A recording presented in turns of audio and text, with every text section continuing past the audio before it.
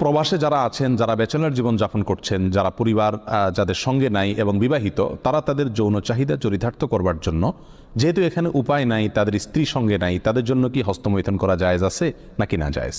কোরআনে কারিমে আল্লাহ সুবহানাহু ওয়া তাআলা বলেছেন, ওয়াল্লাযীনা হুম লিফুরুজিহিম হাফিজুন ইল্লা আলা আজওয়াজিহিম আও মা মালাকাত আইমানুহুম ফাইন্নাহুম গায়রু মালুমিন ওয়া ফামান ইবতাগা ওয়ারাআ যালিক ফাউলাইকা হুমুল আদুন। তিনটি আয়াত আল্লাহ তাআলা বলেছেন, কৃতদাসী এবং নিজের স্ত্রী, এই দুই শ্রেণী ছাড়া, এই দুটি ক্ষেত্র ছাড়া অন্য কোনো জায়গা যাদের লজ্জাস্থানকে তারা ব্যবহার করে না, সেই সমস্ত লোকেরা সফল মুমিন, তারা সার্থক মুমিন।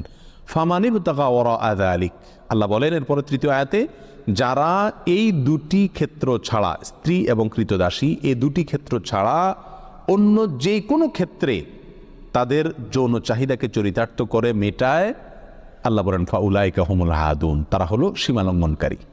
তাহলে এই আয়াতের আলোকে পরিষ্কারভাবে একজন মুমিনের জন্য হস্তমৈথুন করার কোনো অধিকার, কোনো সুযোগ, কোনো অনুমতি ইসলামী শরীয়তে নাই। এটা হারাম এবং কবিরা গুনাহসমূহের মধ্যে থেকে একটি।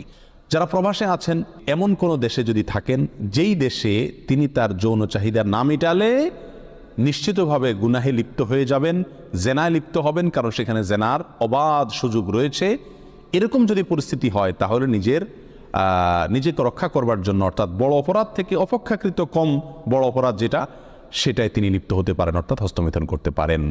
এটা কোনো উলামা ইকরামের মত। অবশ্য অন্য উলামা ইকরাম বলেছেন সর্বাবস্থায় হস্তমৈথুন করা কি হারাম। এই জন্য প্রবাসে যারা আছেন তাদের উচিত এই অপরাধ থেকে বেঁচে থাকা।